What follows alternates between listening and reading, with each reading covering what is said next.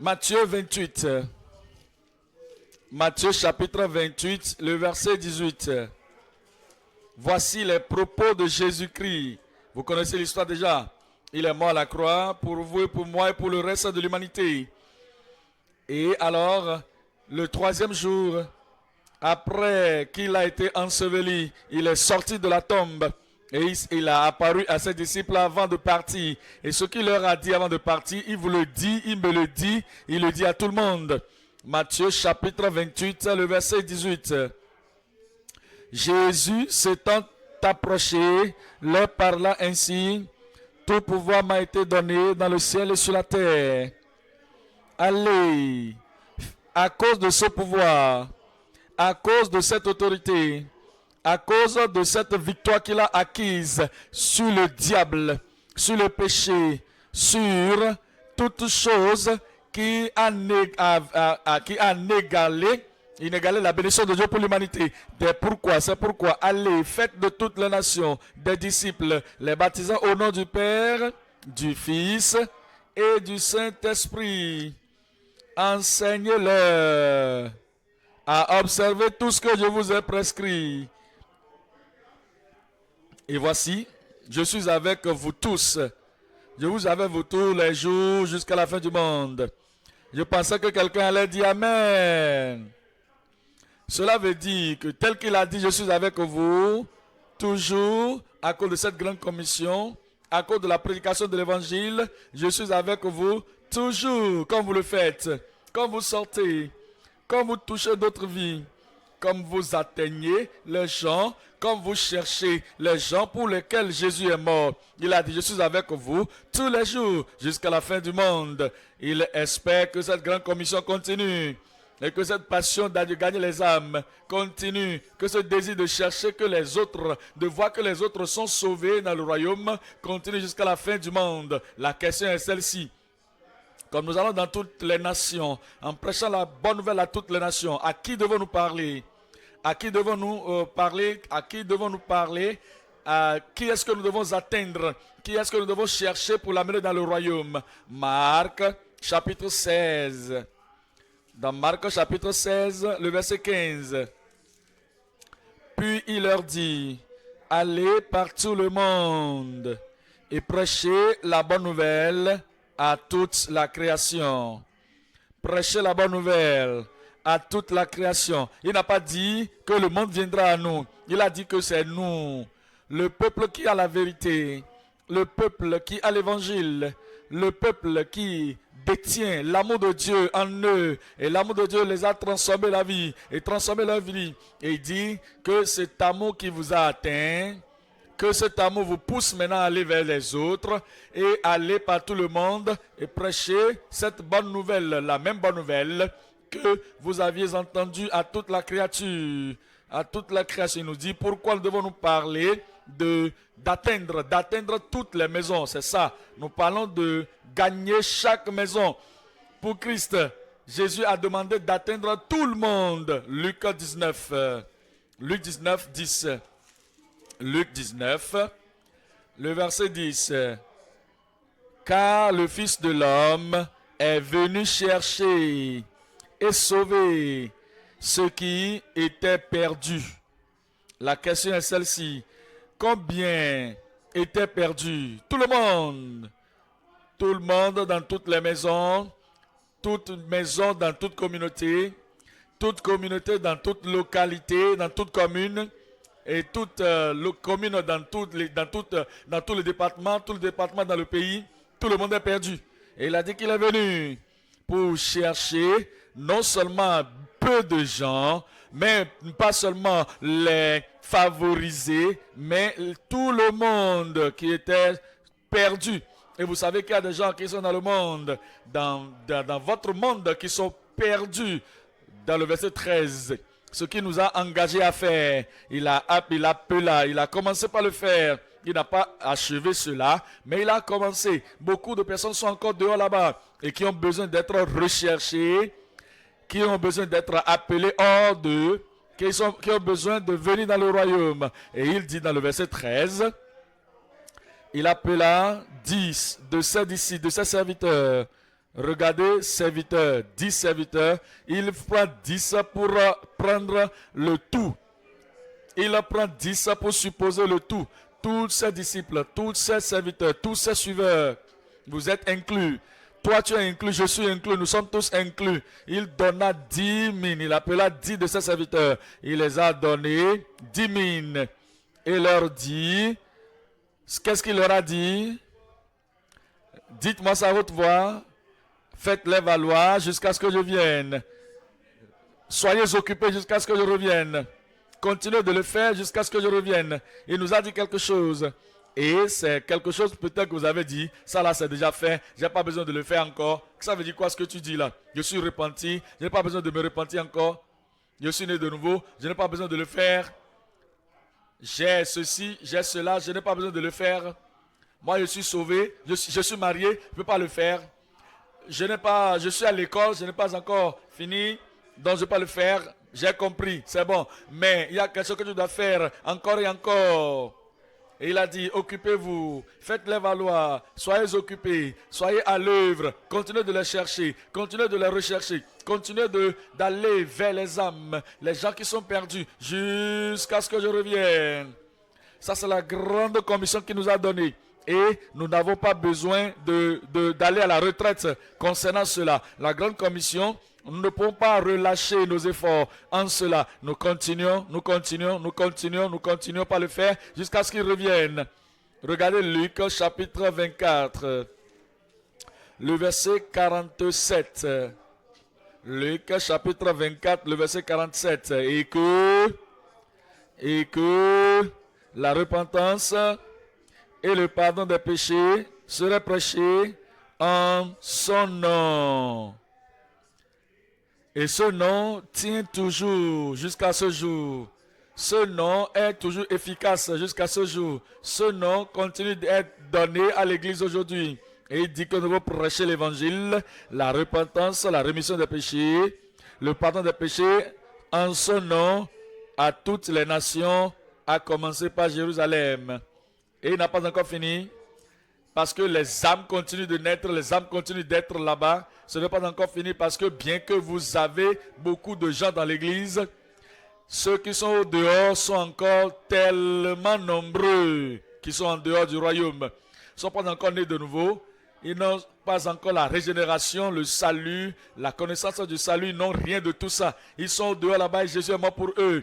Et il dit, cherchez-les, amenez-les dedans. Et quand vous les amenez dedans, ils vont venir dans la même grâce dans laquelle vous étiez venus. Regardez Jean 10.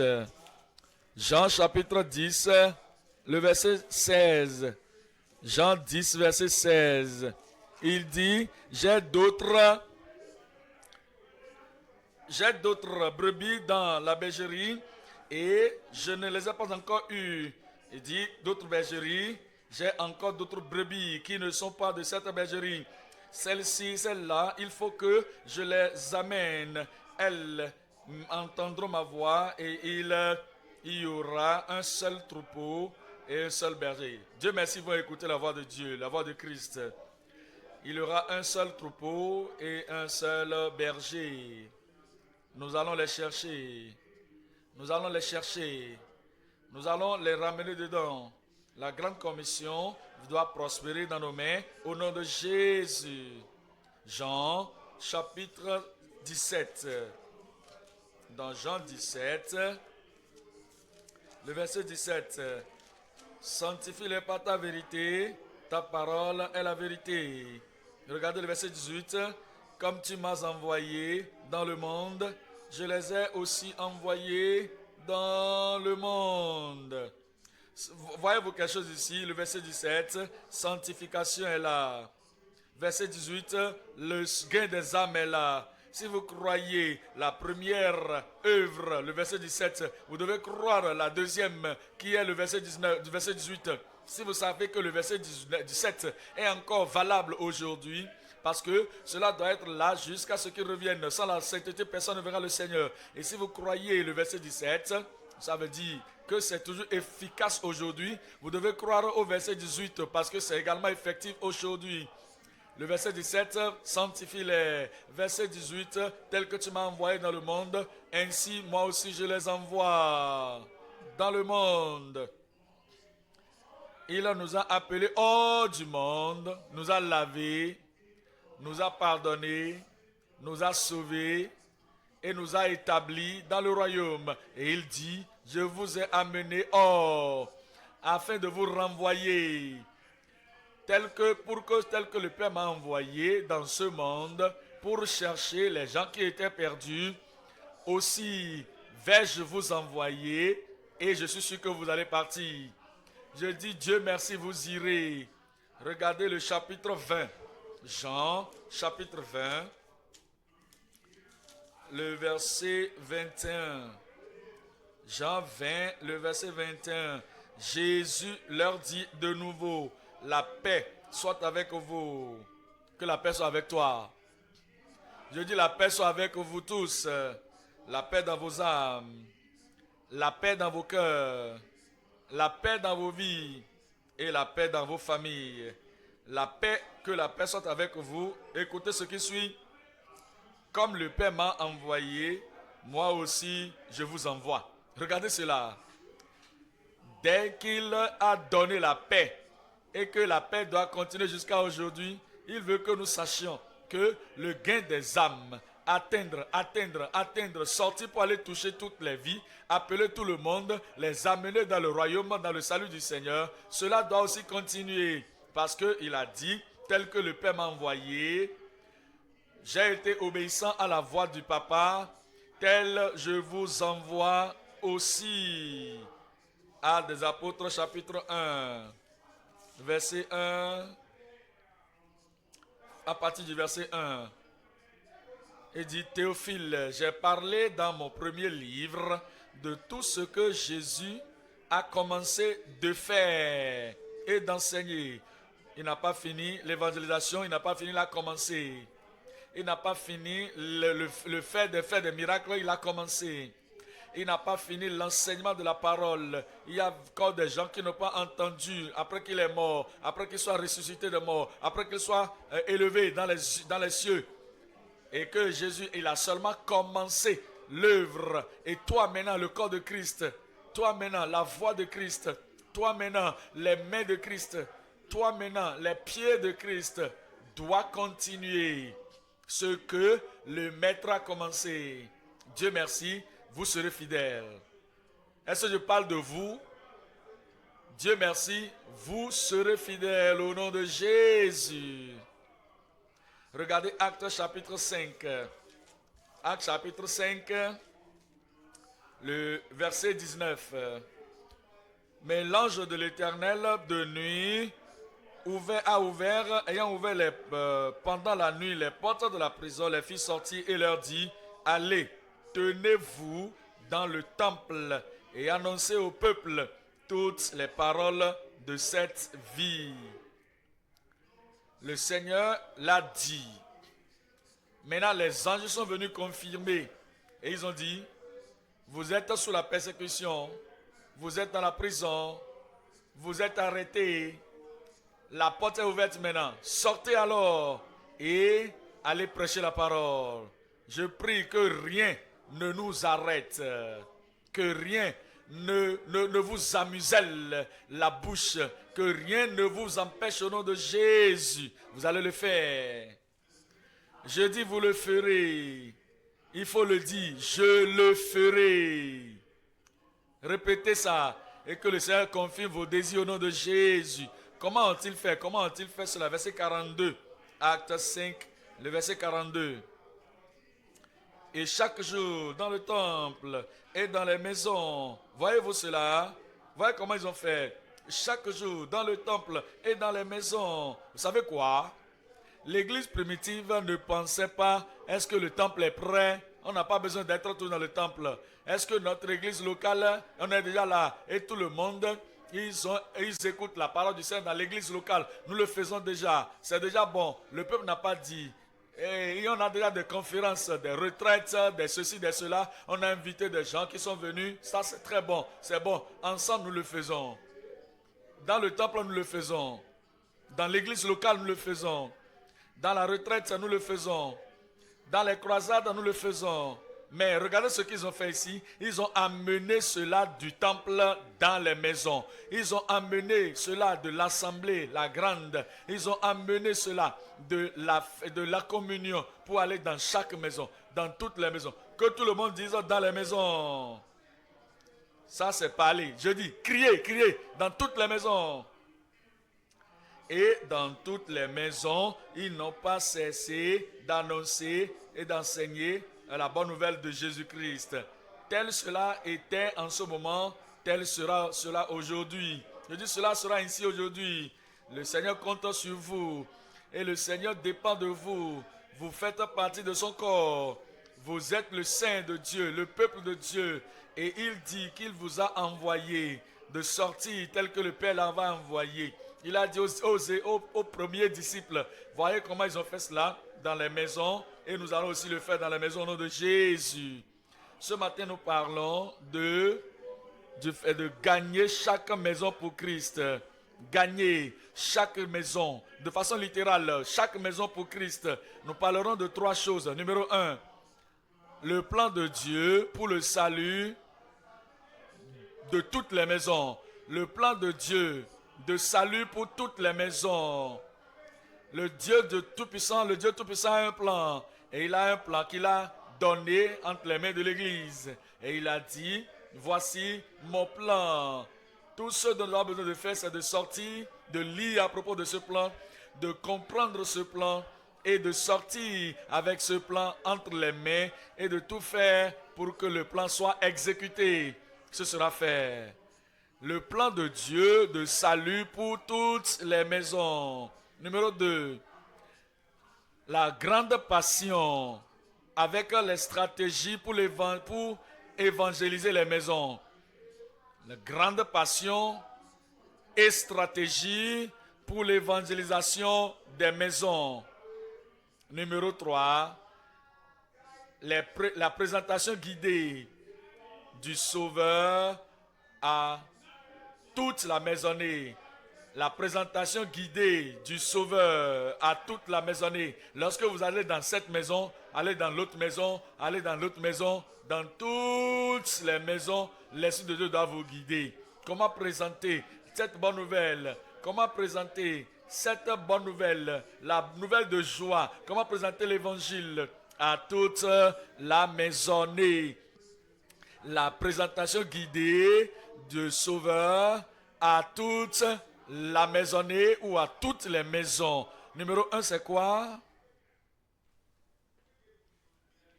Je vous entends à peine. Vous pouvez faire ça mieux. Dieu vous bénisse. Le plan de Dieu de salut pour toutes les maisons ou chaque maison. Pensons à ceci. Lorsque Dieu s'est révélé pour la première fois dans des termes clairs au peuple à propos de son salut, comment avait-il fait cela? De quelle manière s'était-il révélé avec ce plan de salut? Nous devons retourner dans Exode 12. Exode 12. C'était le jour où Dieu devait descendre dans sa miséricorde et la pénalité de mort qui planait sur la tête de tout le monde, le Seigneur devait l'enlever et épargner les enfants d'Israël. C'était l'image du salut pour tout le monde. La parabole de salut pour tout le monde. La Pâque qui était venue représenter le salut pour tout le monde. Chacun d'eux. Exode 12. Exode chapitre 12, le verset 3. Exode 12, le verset 3. Parlez à toute l'assemblée d'Israël et dites, le 10e jour de ce mois, on prendra un agneau pour chaque famille, un agneau pour chaque maison. Un agneau pour chaque maison. Ça, c'est le commencement de la révélation claire du plan de salut de Dieu. Le Dieu Tout-Puissant lui-même Et c'est ce commencement même qu'il a dit, le salut vient au travers de l'âme, au travers de l'agneau. L'agneau sera le substitut, l'agneau serait le sacrifice, l'agneau serait un agneau pour chaque maison, pour chaque maison. Le verset 4, il dit, si la maison est trop peu nombreuse pour un agneau, on le prendra avec son plus proche voisin. Selon le nombre des personnes, vous compterez pour cet agneau d'après ce que chacun peut manger.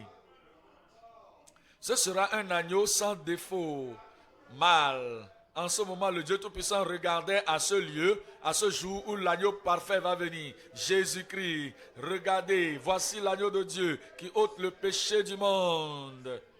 Sans tache, ni ride, ni rien de semblable, parfait. Et comme le Seigneur regardait à cette venue de son Fils unique, il a dit que votre agneau ici doit être sans défaut, mâle d'un an. Et vous le prendrez parmi les troupeaux. Et ce sera un agneau sans défaut mâle âgé d'un an. Vous pourrez prendre un agneau ou un chevreau. Vous le garderez jusqu'au 14e jour de ce mois. Et toute l'assemblée d'Israël l'immolera entre les deux soirs. On prendra de son sang et on en mettra sur les deux poteaux et sur le linteau de la porte des maisons où on le mangera. Cette même nuit, on en mangera la chair rôtie au feu.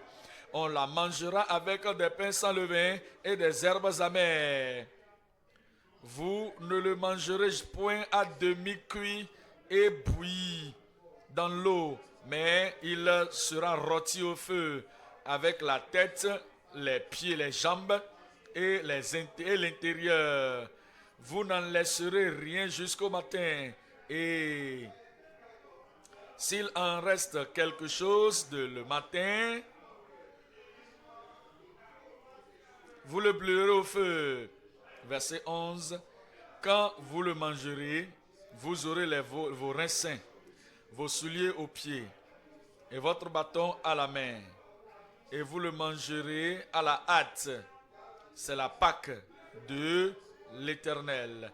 Cette nuit-là, je passerai dans le pays d'Égypte et je frapperai tous les premiers-nés du pays d'Égypte, depuis les hommes jusqu'aux animaux, et j'exercerai des jugements contre tous les dieux de l'Égypte.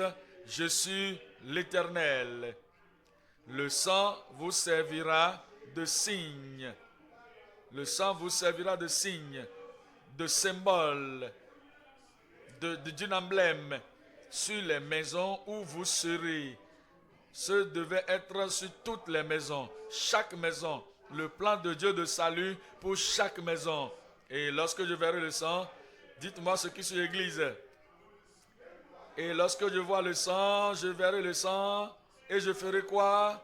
Je passerai par-dessus vous, et la destruction ne viendra pas pour vous détruire quand je frapperai le pays d'Égypte. Avez-vous découvert ici un plan clair de salut de Dieu venant du Tout-Puissant Dieu lui-même? Et c'était pour profiter à tout le monde, à toutes les maisons, à chaque maison. Lorsque vous retournez au temps de Noé, vous allez découvrir dans Genèse chapitre 7, Genèse 7, le plan de Dieu de salut, le plan de Dieu de rédemption, le plan de Dieu pour la rédemption des gens qui sont dans le monde. Ce devait être pour chaque maison. Et c'est pour cela qu'aujourd'hui, en regardant à la bonne nouvelle, en regardant à la grande commission, vous devez le faire systématiquement. Vous devez le faire effectivement, efficacement. Vous devez le faire stratégiquement. Et vous devez atteindre chaque maison pour le Seigneur. Genèse chapitre 7, le verset 1. L'Éternel dit à Noé, entre dans l'arche, toi et toute ta maison. Voyez-vous le plan de Dieu, le plan de Dieu, le plan de Dieu. Le salut venait à Noé et le Seigneur lui a dit, pas seulement toi et ta femme et tes enfants et les femmes de tes enfants. Il dit, sortez et toute ta maison. Sors et toute ta maison. Entrez dans l'arche, car je t'ai trouvé, je t'ai vu juste devant moi parmi cette génération. Son plan était de sauver toute la maison. Et le plan de Dieu de salut est toujours le même aujourd'hui. Vous êtes sauvés, votre maison sera sauvée. Votre famille sera sauvée. Vous ne pouvez pas dire, oh, ça c'est leurs affaires. Moi je suis sauvé, je suis enfant de Dieu. S'ils veulent mourir, ils n'ont qu'à mourir par là en enfer. S'ils veulent venir, ils n'ont qu'à venir. S'ils veulent pas, ils n'ont qu'à rester là-bas.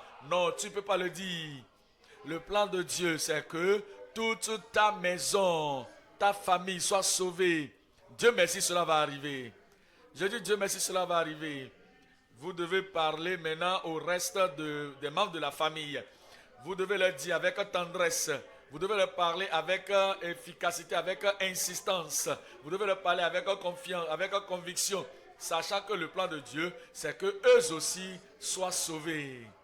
Et quand vous y êtes fidèles, le Seigneur fera que cela va arriver. Regardez Genèse 17.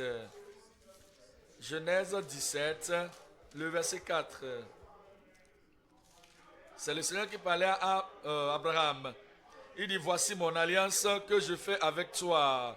Tu deviendras père d'une multitude de nations. On ne t'appellera plus Abraham, mais ton nom sera Abraham, car je te rends père d'une multitude de nations. Je te rendrai fécond à l'infini. Je ferai de toi des nations, et des rois sortiront de toi. J'établirai mon alliance entre moi et toi et tes descendants après toi. Selon leur génération, ce sera une alliance perpétuelle, en vertu de laquelle je serai ton Dieu et celui de ta postérité après toi. Regardez ce qui suit maintenant. Je te donnerai, et à ta descendance, à tes descendants, j'allais dire, après toi, le pays que tu habites comme étranger, tout le pays de Canaan, en possession perpétuelle, et je serai leur Dieu. Et le Dieu dit, Abraham, toi, tu garderas mon alliance, toi et tes descendants après toi, selon leur génération. C'est ici mon alliance, que vous garderez entre moi et vous, et ta postérité après toi. Tout mâle parmi vous sera circoncis. Vous vous circoncirez, et ce sera un signe d'alliance entre moi et vous. Vous vous circoncirez, vous enlèverez le prépuce, ce sera un signe, un emblème, une représentation d'alliance entre moi et vous. À l'âge de 8 jours, tout mâle parmi vous sera circoncis, selon vos générations. Qu'il soit né dans la maison, qu'il soit né où dans la maison, ou qu'il soit acquis à prix d'argent de tout fils d'étranger, sans appartenir à ta race. Le Seigneur dit que je fais une alliance avec toi. Toi, tu as vu ma faveur, tu as eu ma faveur, et je voudrais que cette même faveur parvienne à tout le monde dans ta maison, même aux serviteurs dans ta maison. Voyez-vous, le plan de Dieu pour le salut, c'est pour tout le monde, chaque maison. Voyez maintenant le Nouveau Testament, Actes chapitre 11. Acte 11, le plan de Dieu pour le salut de tout le monde, de chaque maison. Votre maison est incluse. Je dis votre maison est incluse. Acte 11, le verset 13. Cet homme nous raconta, c'est Pierre qui faisait le rapport à l'église, parlant de Corneille. Il dit, cet homme nous raconta comment il avait vu dans sa maison l'ange se présentant à lui et disant, envoie à Joppé et fais venir Simon surnommé Pierre, qui te dira des choses. C'est ce que l'ange a dit à Corneille. Pierre va venir te dire les choses par lesquels tu seras comment? Tu seras comment? Tu seras sauvé, toi et qui? Toi et qui? Toute ta maison. Voyez-vous, dans la main de Dieu, dans le plan de Dieu, dans le désir de Dieu, il ne veut pas que quelqu'un périsse. Toutes les maisons, chaque maison, famille après famille, location après location. Il voudrait que tout le monde, localité après localité, que tout le monde écoute la parole, l'évangile. Comment vont-ils écouter? L'évangile a été annoncé par Corneille a reçu le message de l'évangile. Mais l'ange pouvait parler, dire le message. Non, ce n'est pas son ministère de dire la parole de l'évangile. Il savait, celui qui pouvait le faire, celui qui connaît la parole, c'est Pierre. Pierre est là. La grande commission n'a pas été donnée aux anges. Cela a été donné aux hommes. Et les hommes doivent atteindre toutes les maisons, chaque maison. Venez ici, là où vous êtes, à Césarée, là où tu es, Corneille, pour déclarer la parole de Dieu à tout le monde. Et ainsi, toi et toute ta maison, vous serez sauvés. Actes chapitre 16. Le verset 30. Actes chapitre 16. Le verset 30, il les fit sortir et il dit, Seigneur, que faut-il que je fasse pour être sauvé? Ici, vous devez savoir, Paul et Silas étaient en prison. Et ici, il s'agit du Philippien geôlier. Paul et Silas n'ont pas regretté pourquoi nous avons prié. Pourquoi nous avons fait le travail de Dieu Tout-Puissant. Regardez là où ça nous a amenés. Ils ne sont pas plaints. Au milieu de la nuit, ils ont commencé par chanter. Vous allez chanter lorsque vos épreuves sont grandes. Et lorsque vous chantez, toute chose va s'évaporer. Je ne vous ai pas entendu dire Amen, un Amen de clinique de foi. Je dis lorsque vous allez chanter, tous vos problèmes vont disparaître au nom de Jésus. Et alors, ils ont commencé par chanter. Et tous les prisonniers les écoutaient. Les prisonniers et les prisons ont eu les portes ouvertes. Lorsque cela est fait, le geôlier voulait se tuer. C'est comme si tout le monde est sorti, ils sont partis. L'apôtre Paul a crié pour dire, non, ne fais pas ça, nous sommes tous ici. Alors, il prit la lumière, il les a vus, il était concerné pour lui-même, lui seul. La question c'est quoi, Seigneur? Que faut-il que je fasse pour être sauvé? Il ne connaissait pas le plan de Dieu. Mais regardez la réponse, regardez la réponse. La réponse est claire et cela déclare la volonté de Dieu, le plan de Dieu pour le salut de chaque maison. Et Paul et Pierre lui répondirent. Paul et Silas lui répondirent, crois au Seigneur Jésus et tu seras sauvé. Lisez-moi le reste. Toi et ta maison, toi et ta famille. Lui ne savait pas que sa famille pouvait être sauvée aussi. Il croyait, comme je serai sauvé, tout ira bien. Non, tout n'est pas bien. Ce n'est pas complet. Une partie de la famille au ciel et le reste en enfer. À Dieu ne plaise. Tu seras sauvé et ta maison, ta famille. Verset 32. S'ils doivent être sauvés, nous devons prêcher l'évangile à eux aussi. Et on a besoin de prêcher l'évangile à toute la maison. Et si cela doit être, toute la maison doit être sauvée, il faut que l'évangile leur soit amené. Le verset 32. Et il lui annonçait la parole du Seigneur ainsi qu'à tous ceux qui étaient dans sa maison. Ils ont dit la parole du salut. Et ça, c'est le plan de Dieu pour tous ceux qui étaient dans sa maison. Regardez le verset 33. Il les prit avec lui à cette même heure de la nuit. Il lava leurs pieds, leurs plaies, et aussitôt il fut baptisé. Il fut baptisé, lui et tous les siens. Les ayant conduits dans son logement, il leur servit à manger et il se réjouit avec toute sa famille. Avec comment? Avec qui? Toute sa famille. Toute sa famille. Ça, c'est le plan de Dieu. Se réjouissant avec toute sa famille. Mais pourquoi? Qu'en est-il de ceci? Regardez 1 Timothée. 1 Timothée 2. 1 Timothée 2, le verset 3. Regardez la raison pour laquelle c'est ainsi que le Seigneur veut que toutes les maisons, chaque famille soit sauvée. Il veut que nous allions dans toutes les maisons. Ceux qui n'ont pas entendu n'ont qu'à entendre. Ceux qui n'ont pas su, qu'ils sachent. Ceux qui n'ont pas reçu, qu'ils reçoivent. Parce que Christ est mort pour tout le monde. 1 Timothée 2, le verset 3. Cela est bon et agréable devant Dieu, notre Sauveur, qui veut que tous les hommes soient sauvés. Et tous ces hommes sont dans les maisons. C'est pourquoi vous devez aller dans les maisons, une à une, les atteindre d'une manière consistante, entière et systématique. Vous les atteignez, qui veut que tous les hommes soient sauvés et parviennent à la connaissance de la vérité. Car il y a un seul Dieu et aussi un seul médiateur entre Dieu et les hommes, Jésus-Christ, homme, qui s'est donné lui-même en rançon pour nous. C'est là le témoignage rendu en son propre temps, parce que Christ est mort pour nous. Voilà pourquoi il voudrait que nous atteignions tout le monde.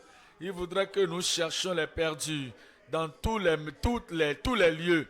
2 Pierre, chapitre 3, verset 9. 2 Pierre 3, verset 9. 2 Pierre, chapitre 3, le verset 9. Le Seigneur ne tarde pas dans l'accomplissement de sa promesse, comme quelques-uns le croient. Mais il use de patience envers tous, envers vous, ne voulant pas qu'aucun périsse. Voyez-vous cela? Ça, c'est l'amour. Dieu, il est amour. Il ne veut pas que quelqu'un périsse. Ils ont péché. Oui, c'est vrai. Nous tous, nous étions des pécheurs. Mais malgré ça, sa miséricorde nous a atteints. Sa grâce nous a atteints. Son amour nous a atteints. Sa faveur nous a atteints. Et comme cela nous a atteints, il veut également atteindre les gens, les autres. Dieu merci, cela va les atteindre. Au travers de vous, de moi et de tout le monde, cela va les atteindre au nom de Jésus. Parce qu'il ne veut pas que quelqu'un périsse, mais que tout le monde parvienne à la repentance. C'est très clair, nous avons vu cela maintenant. C'est le plan. Le plan de Dieu maintenant pour le salut, pour chaque maison. Mais, comment faisons-nous cela? Comment atteignons-nous toutes les maisons? Point numéro 2 maintenant. La grande passion avec des stratégies pour évangéliser les maisons. Grande passion et stratégie pour l'évangélisation des maisons. Regardez-moi s'il vous plaît. Maintenant, il y a des gens qui ont la passion, le feu. Ils sont chauds à l'intérieur, enthousiasmés, excités, mais il n'y a pas de stratégie, il n'y a pas de méthode. C'est seulement feu, feu, feu. Et ils ne savent pas ce qu'ils veulent consommer avec le feu. Ils n'ont pas la stratégie qu'il faut, la méthode qu'il faut pour faire que le feu puisse vraiment accomplir ce pourquoi il est attisé. La passion doit être avec les stratégies. Il y a des gens de l'autre côté, ils sont sages. Ils développent des plans, des stratégies, et ils font la cartographie de tout, ils font les calculs, ils regardent la population, ils font les calculs, ils regardent les communes, les provinces, ils mettent tout sur le papier. Ils sont des vrais stratégistes, mais il n'y a pas de passion. Ils sont là, moribonds, ils sont mollusques là, ils sont vraiment léthargiques, ils sont vraiment faibles, froids. Il n'y a pas de stratégie. Stratégie sans passion, passion sans stratégie ne nous amènera nulle part. Les deux doivent aller de pair. Il y a de la grande passion et il y a des stratégies. Alors nous allons évangéliser chaque maison dans nos communautés au nom de Jésus. Donnez-moi l'amen des gens passionnés. Regardez ceci, la grande passion avec des stratégies pour l'évangélisation des maisons. Josué 2. Josué, chapitre 2. Le verset 12. Josué, chapitre 2 et le verset 12. Le verset 12 dit: Et maintenant, je vous prie, jurez-moi par l'Éternel que vous avez pour la maison de mon que vous aurez pour la maison de mon père la même bonté que j'ai eue pour vous, et donnez-moi l'assurance que vous laisserez vivre mon père. C'était Rahab, la prostituée, dans la terre de Jéricho. Elle a vu que le pays a été donné aux enfants d'Israël et elle voulait sécuriser sa vie. Elle voulait échapper au jugement. Elle voulait venir être sécurisée, venir sur la terre de Canaan. Regardez ceci, ce qu'elle a dit. Elle a dit, moi je vous ai montré de la gentillesse, je vous ai montré de la bonté. Vous devez aussi comment le faire envers la maison de mon père. La maison de mon père. Regardez le verset 13. Et donnez-moi l'assurance pour faire vivre, laisser vivre mon père, ma mère, mes frères, mes soeurs et tous ceux qui leur appartiennent, et que vous nous sauverez de la mort. Voyez-vous cela? Elle a tout dessiné. Elle n'a pas seulement dit ma maison, ma maison, ma maison, la maison de mon père. Non, non, non. Elle a dit je parle premièrement de mon père, deuxièmement de ma mère, troisièmement de mes frères, quatrièmement de mes soeurs, cinquièmement de tous ceux-là qui leur appartiennent. Ils ont les enfants doivent être sauvés. Ils ont des petits-enfants, qu'ils soient sauvés. Ils ont des serviteurs, qu'ils soient sauvés. Ils ont quiconque est dépendant d'eux, que la personne soit sauvée. Ça c'est la planification, ça c'est le plan, ça c'est la stratégie. Regardez le verset 17. Ces hommes lui disent, voici de quelle manière nous serons quittes du serment que tu nous as fait faire à notre entrée dans le pays. Attache ce cordon de fil cramoisi à la fenêtre par laquelle tu nous fais descendre. Voilà ce qu'il disait. Nous avons besoin d'un signe pour reconnaître la maison. Nous avons besoin de quelque chose pour quelque chose comme repère pour différencier de toutes les autres maisons, afin que nous puissions dire que voici la maison dont nous parlons. Ça c'est un bon plan, c'est un bon plan. Et ils ont dit maintenant, et tu amèneras. Ils ont dit que tu les amèneras. Nous ne connaissons pas ton père, toi tu connais ton père. Regardez, ça c'est la stratégie. Nous te connaissons, nous t'avons contacté. Et toi tu vas aller contacter ton père, ta mère et tes frères et toute la maison de ta famille. Et tu les amèneras auprès de toi. Ils ne doivent pas être éparpillés ici et là. Ça c'est stratégie ça. Que nous allons toucher ta vie. Nous venons dans une maison. Et quand nous venons dans cette maison, quelqu'un est né de nouveau. Quelqu'un est en train de se réjouir. Et il dit, gloire à Dieu, je suis né de nouveau. Je veux aller avec vous. Je ne peux pas laisser rester ici. Je dois venir vivre avec vous. Non, tu ne peux pas le faire. Reste là, là où tu es. Et à travers toi, ton papa, ta mère, tes parents, tout le monde sera sauvé. Regardez le verset 19. Verset 19. Si quelqu'un d'entre eux sort de la porte de ta maison pour aller dehors, son sang retombera sur sa tête, parce que nous ne pouvons pas les reconnaître, nous ne les connaissons pas. C'est lorsqu'ils sont au-dedans avec toi ici, que la maison avec le signe est là, que nous allons reconnaître. Nous reconnaissons la maison et nous te reconnaissons. Tout ce que tu mènes dedans, le salut leur sera donné. Si quelqu'un sort de la porte de la maison, parce que nous ne connaissons pas la personne, nous ne le reconnaissons pas, celui-là qui sortira, son sang retombera sur sa tête et nous en serons ignorants. Mais si on met la main sur quelqu'un de ceux-là qui seront avec toi dans ta maison, son sang retombera sur notre tête. Ça c'est la stratégie. Lorsque nous amenons l'évangile de salut à ces gens-là, nous devons aller avec des stratégies au nom de Jésus. Nous allons atteindre tout le monde, atteindre chaque maison de façon systématique, pour savoir que nous ne ratons pas une maison, nous ne manquons pas quelqu'un pour qui Jésus est mort. Les enfants d'Israël sont venus effectivement sur la terre et Jéricho a été entouré d'un mur et cela devait être brisé. Et là, le salut est arrivé à Rahab, chapitre 6, 25. Josué chapitre 6, le verset 25.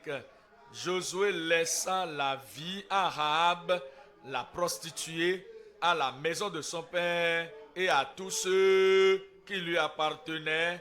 Elle a habité au milieu d'Israël jusqu'à ce jour parce qu'elle avait caché les messagers que Josué avait envoyés pour explorer Jéricho.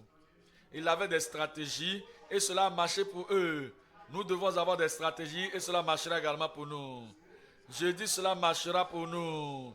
Revenons maintenant dans le Nouveau Testament, dans Marc chapitre 5.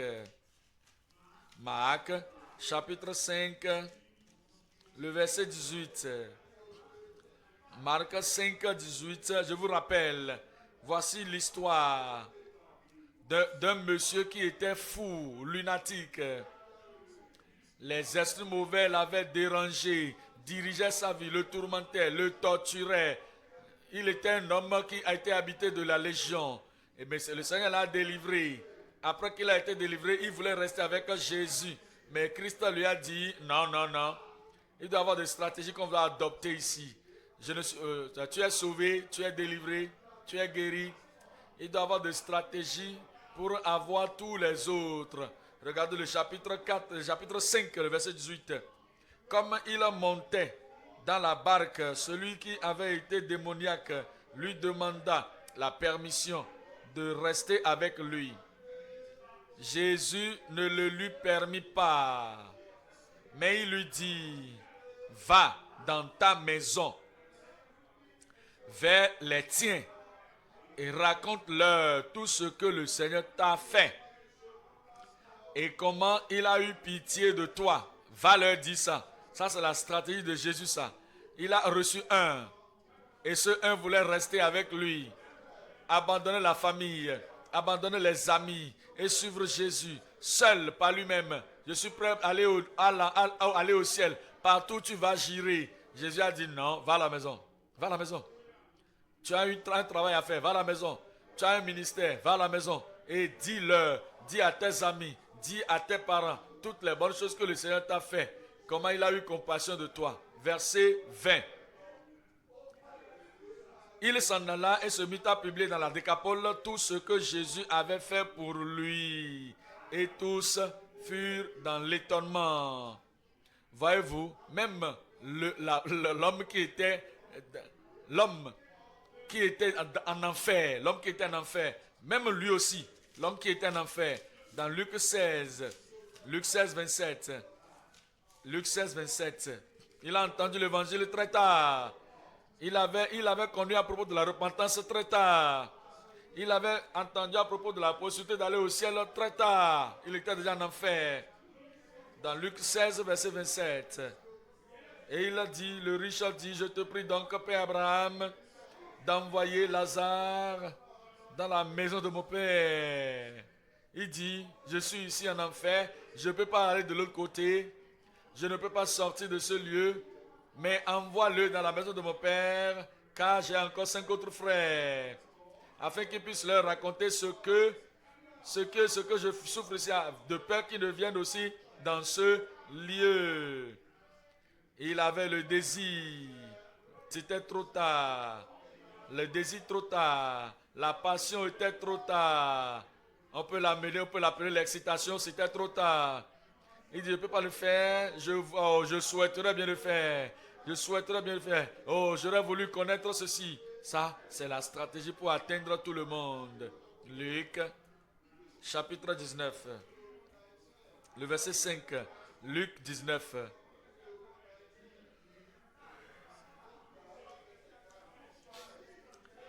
Lorsque Jésus fut arrivé à cet endroit, il leva les yeux et lui dit, Zachée, hâte-toi de descendre, car il faut que je demeure aujourd'hui. Je vous attends. Je vous attends.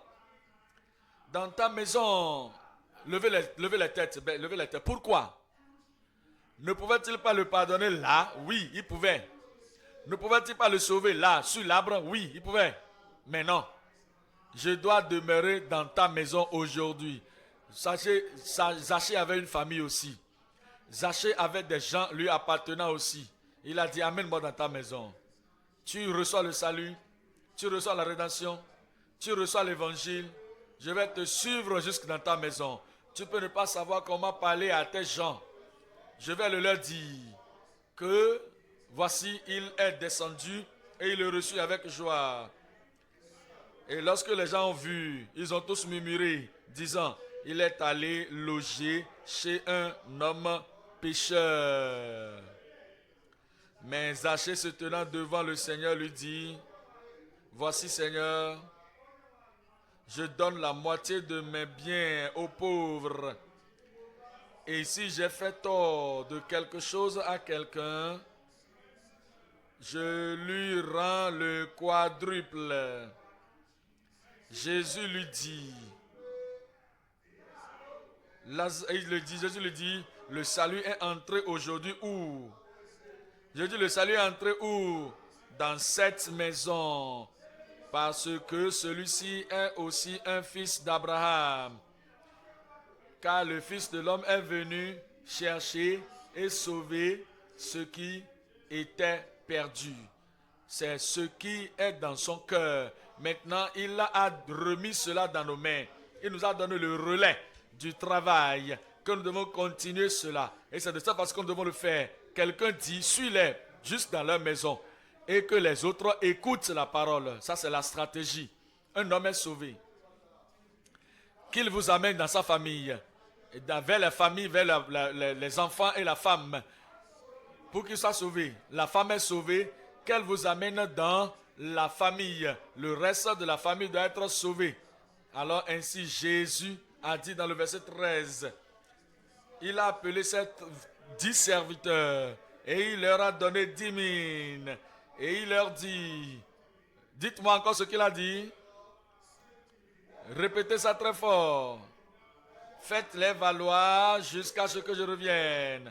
Nous allons nous occuper de ça. Nous nous en occuperons. Nous allons faire la chose réelle, dit aux gens. Nous allons quitter les maisons pour les maisons. Et toutes les maisons vont écouter l'évangile au nom de Jésus. Maintenant. Quand nous faisons cela, comment est-ce que nous le faisons?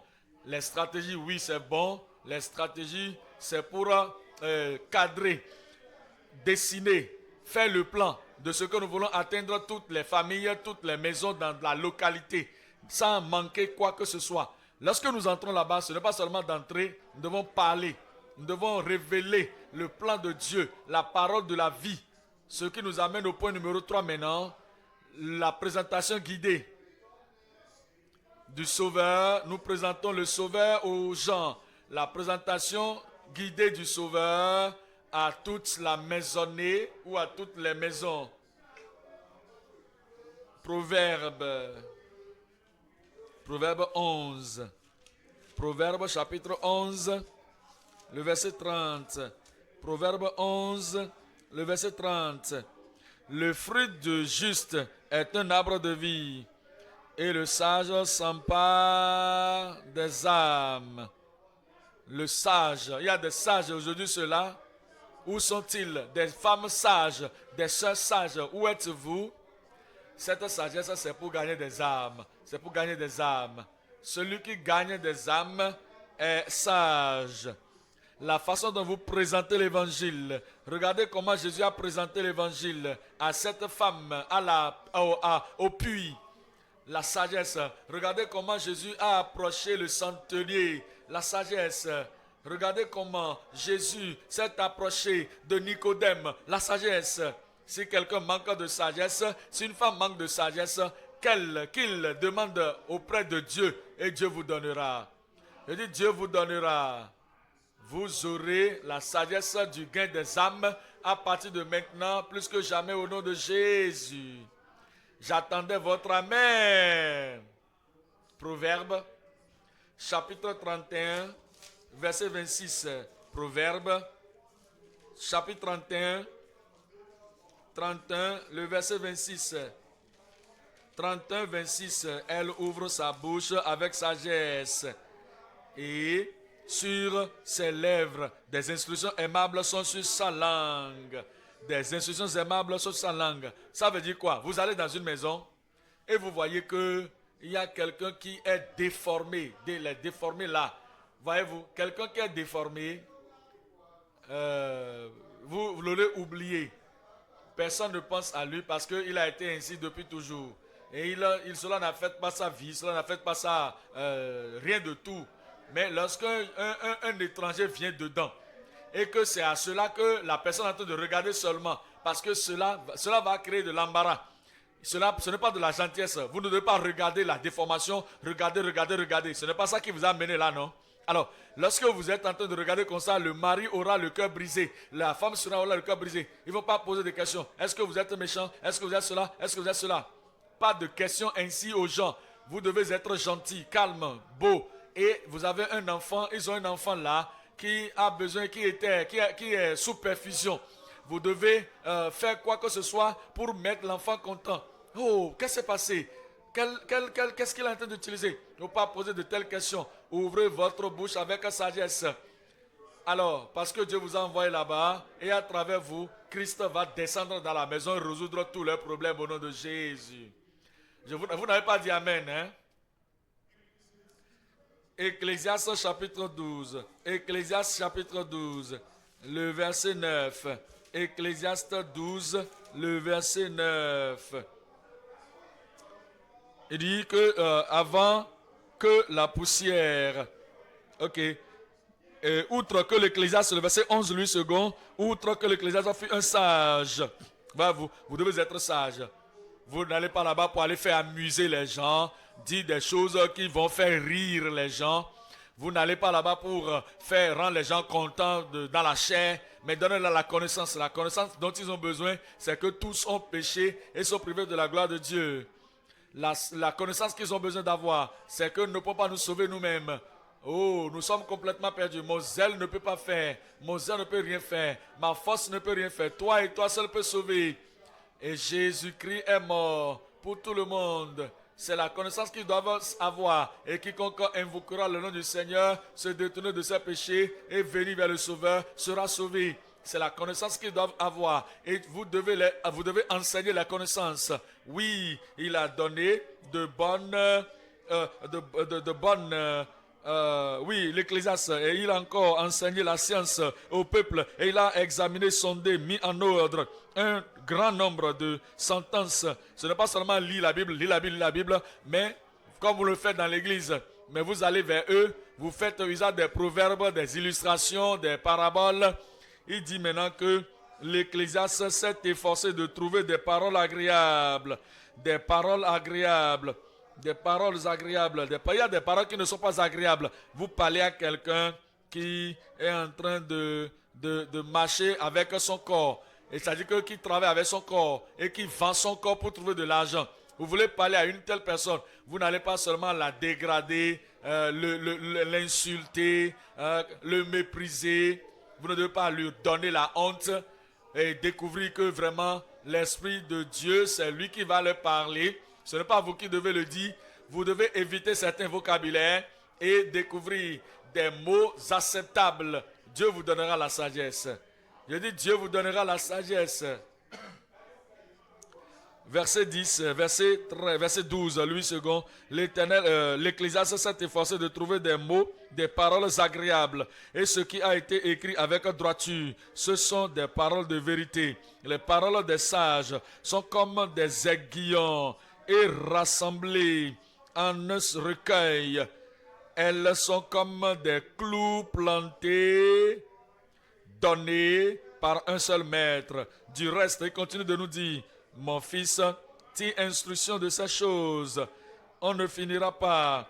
Lorsque vous leur parlez de Dieu, je prie qu'ils vont échapper au jugement de Dieu au nom de Jésus. Regardez le verset qui suit. Écoutons le verset 15, la fin du discours. Crains Dieu, aime Dieu, honore Dieu, respecte Dieu, aime ce qu'il aime, hait ce qu'il hait, et il aime les âmes. Il faut les aimer aussi. Il hait les péchés, hait aussi leurs péchés, et garde ses commandements, observe ses commandements, car c'est là ce que doit tout homme. C'est là ce que doit tout homme. Comme nous sortons, il va nous donner la sagesse. Il va nous donner la compréhension. Et nous allons atteindre les gens et les cherchant pour le Seigneur et les amenant dans le royaume avec la sagesse de l'Esprit en nous au nom de Jésus. Luc 12. Luc 12, 12. Luc chapitre 12 et le verset 12. Luc 12, 12. Car le Saint-Esprit, qui est-ce qui va vous aider? Je dis, qui est-ce qui va vous aider? Car le Saint-Esprit vous enseignera à l'heure même ce qu'il faudra dire. Je prie que le Seigneur vous fasse des gagnants d'âmes et que beaucoup d'âmes viennent dans le royaume de Dieu au travers de vous au nom de Jésus.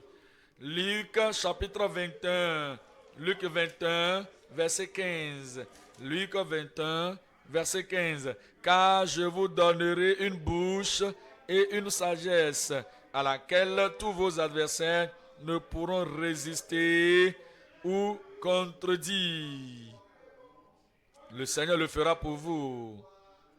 Et le Seigneur fera de nous des ambassadeurs pour son nom, des ambassadeurs pour sa gloire.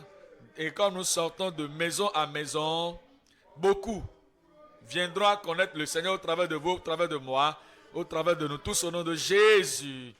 Regardez, dans 2 Corinthiens chapitre 5, 2 Corinthiens 5, le verset 11. 2 Corinthiens 5, le verset 11. Nous considérons le verset 11. Connaissant donc la crainte du Seigneur, nous cherchons à convaincre les hommes. Voici ce qu'il faut faire. Vous sortez de maison en maison, de maisonnée en maisonnée, et vous touchez des vies. Vous parlez à des individus, vous parlez à des familles, vous parlez aux jeunes, vous parlez aux adultes. Vous connaissez la terreur de Dieu, vous connaissez le jugement de Dieu. Et à cause de cela, vous devez parler avec conviction, de façon persuasive, pour qu'ils se détournent de leurs péchés et venir au Seigneur. Ce n'est pas seulement sortir. Nous avons accompli la justice. Je suis allé, j'ai parlé, ils n'ont pas accepté. Je leur ai donné des traités, ils n'ont pas accepté. Je leur ai révélé ma mission à eux, ils n'ont pas accepté. J'ai accompli la justice. Non, non, non, non, ce n'est pas ça. Ce n'est pas ça, c'est pour sauver les âmes. Vous allez les persuader. Dieu vous donnera la sagesse. Le verset 18 de ce même chapitre. Verset 18. Et tout cela vient de Dieu, qui nous a réconciliés avec lui par Christ et qui nous a donné le ministère de la réconciliation. Il nous a donné, vous a donné le ministère de la réconciliation. Il va faire prospérer ce ministère entre vos mains au nom de Jésus, pour lequel, car Dieu étant en Christ, réconciliant le monde avec lui-même, en n'imputant point aux hommes leurs offenses, et il a mis entre nos mains la parole de la réconciliation, la parole qui va les amener à Dieu, pas la parole qui va les chasser loin, non. Maintenant, nous faisons donc des fonctions d'ambassadeurs pour Christ. Nous faisons les fonctions d'ambassadeurs pour Christ. Nous faisons maintenant, je suis maintenant, il faut le dire, maintenant je suis un ambassadeur pour Christ. Maintenant donc, je ne vous entends pas. Je fais donc les fonctions d'ambassadeur de Christ ou pour Christ, comme si Dieu exhortait par nous. Nous vous en supplions, au nom du Christ, soyez réconciliés avec Dieu. Lorsque vous sortez, ce ministère va prospérer dans vos mains. Cette œuvre va prospérer dans vos mains. Vous allez toucher des vies, les chercher. Le Seigneur vous conduira. Et conduis-moi vers quelques âmes aujourd'hui. Donne-moi la parole qu'il faut dire aujourd'hui. Aide-moi. Des amis sont perdus dans le péché aujourd'hui. Je dois leur parler. Chaque jour, je dois sortir. Et tu vas amener des âmes dans le royaume de Dieu au nom de Jésus. Regardez dans votre communauté, dans chaque maison là-bas, dans chaque maison d'atteint. L'église locale, dans la commune, chaque communauté doit être atteinte. Dans votre région, dans votre état, dans votre maison, dans votre pays. Regardez votre pays. Toutes les maisons doivent être atteintes. Organisez-vous, organisez tous les croyants. Encouragez-les, mobilisez tous les croyants stratégiser avec tous les croyants. Sortons et atteignons-les et amenons-les dans le royaume de Dieu. Grande seront vos récompenses au nom de Jésus. Levons-nous maintenant et amenons cela à Dieu dans la prière.